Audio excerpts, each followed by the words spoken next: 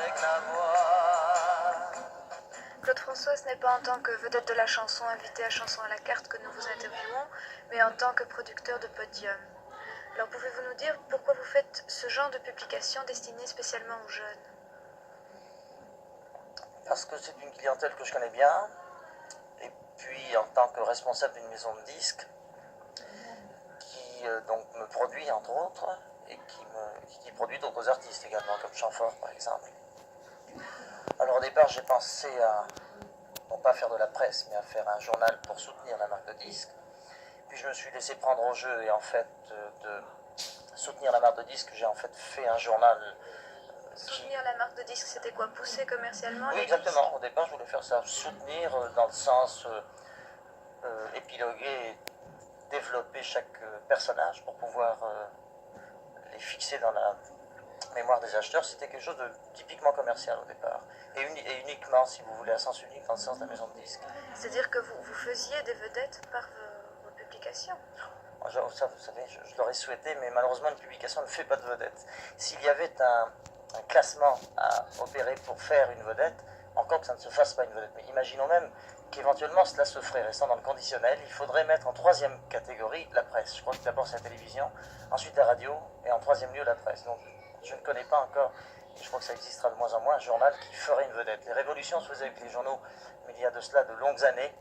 Vous savez très bien comme moi que la télévision a remplacé la presse pour les révolutions et pour tout le reste d'ailleurs. Alors pour faire une vedette avec un journal, c'est difficile, malheureusement. En 1905. Journal en vertu de ce qu'on me demande dans le journal qui précède. C'est-à-dire que la participation des jeunes est très forte. À le journal, il y a eu un sondage officiel de l'IFOP, qui est un institut de sondage français qu'on connaît bien, et qui m'a donc donné, si vous voulez, des directives précises. Je crois que le journal évolue à 87%, si mes souvenirs sont exacts, entre 12 et 19 ans et demi. De 12 à 19 ans et demi, j'ai 87%. Et sur ces 87%, il y a 80% de filles et 20% de garçons. Tout ça repart.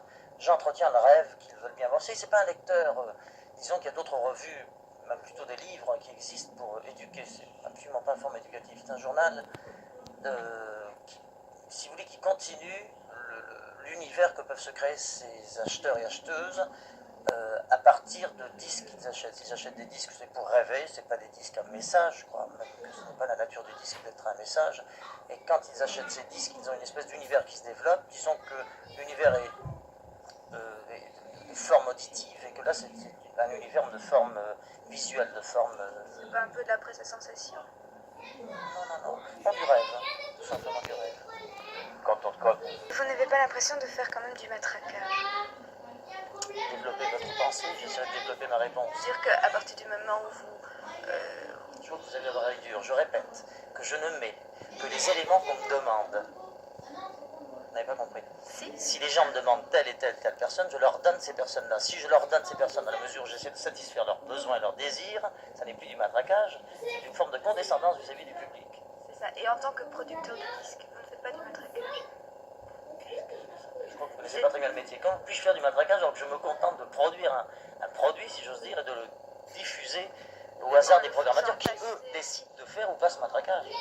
Non, notre but, c'est... Vous, de la chanson commerciale uniquement? Bon, ça fait 15 ans qu'on me pose la même question. Allez savoir pourquoi. Ça me fait vivre en attendant, disons. Et pourquoi dans Podium fait-on un culte clo-clo? C'est toujours la même chose. Je vais vous le répéter, mais pour la dernière fois, je vais m'énerver après. Nous avons un classement qui est établi à partir des listes et des lettres, c'est vrai, majoritaires, et à partir de ce classement majoritaire, nous donnons ce qu'il faut là-dedans. Ça va pas être très intéressant pour les gens, vous posez la même question depuis une demi-heure. Et quelle doit être la position du lecteur alors? La position du fan? Ça n'engage que lui, puisqu'il a en majorité ce qu'il demande. C'est simple possible, on essaie de trouver encore là un vice quelconque, et malheureusement c'est tout ce qui est le plus simple.